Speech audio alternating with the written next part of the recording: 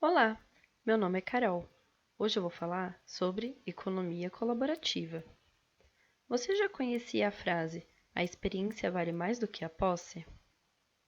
Pois bem, o pensamento de comprar e acumular perderam espaço para a permissão de novas experiências. Essa visão deu origem à chamada economia compartilhada. Mas o que é e como funciona essa nova maneira de pensar e consumir? Para entendermos melhor o que é economia compartilhada, primeiro precisamos entender o que é economia e qual a sua função. A economia é a ciência de estudo dos recursos escassos ou como a sociedade administra, ou seja, a economia estuda a maneira como a sociedade produz, transporta, comercializa e consome produtos e serviços que vêm desses recursos. Então, o objetivo da economia é de gerar bem-estar para as pessoas. Na economia tradicional, partimos do princípio da escassez, nos organizamos de maneira hierárquica e chegamos em processos de competição.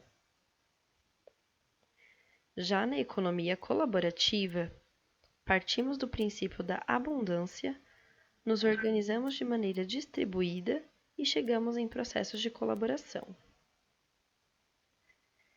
Enquanto na economia tradicional podemos citar os agentes econômicos como sendo os porteiros ou aqueles que vão garantir que somente terão acesso a produtos e serviços aqueles que tiverem recursos para acessá-los, na economia colaborativa, os agentes econômicos são como conectores, ou seja, fazem com que o recurso chegue de onde ele está para quem precisa dele.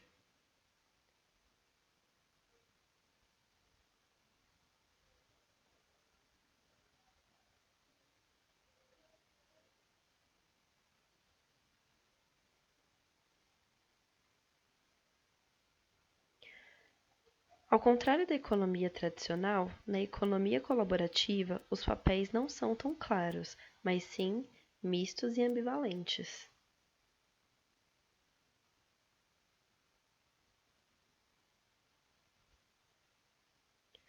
A economia colaborativa teve início com a crise de 2008, quando o modelo hiperconsumista tornou-se insustentável e inviável.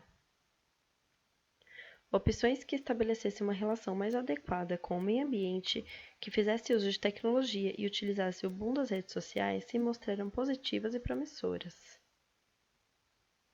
Foi assim que a economia colaborativa se estabeleceu como uma nova maneira de consumir. O objetivo era utilizar serviços e produtos sem precisar possuí-los, assim como quando você usa seu aplicativo para alugar uma bicicleta. Segundo a Forbes, esse novo modelo gerou uma receita de 3,5 bilhões de dólares, valor que cresce cerca de 25% ao ano. A economia colaborativa vem mudando não só a relação dos indivíduos com os bens, mas também em relação às pessoas.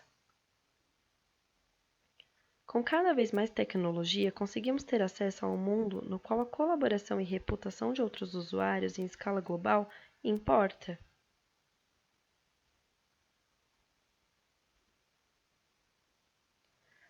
Novas maneiras de lidar com o consumo estão surgindo, e não somente os usuários são beneficiados, mas também a economia como um todo.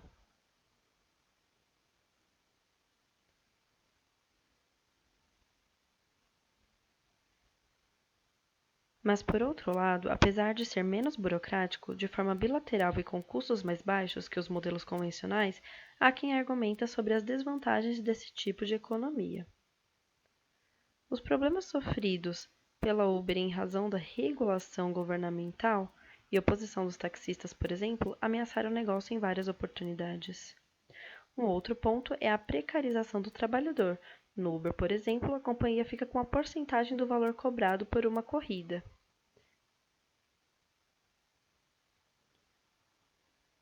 As empresas de serviços mais tradicionais se veem ameaçadas e argumentam que a economia compartilhada causa concorrência desleal, já que não conseguem acompanhar os avanços tecnológicos, sofrendo com a redução da clientela.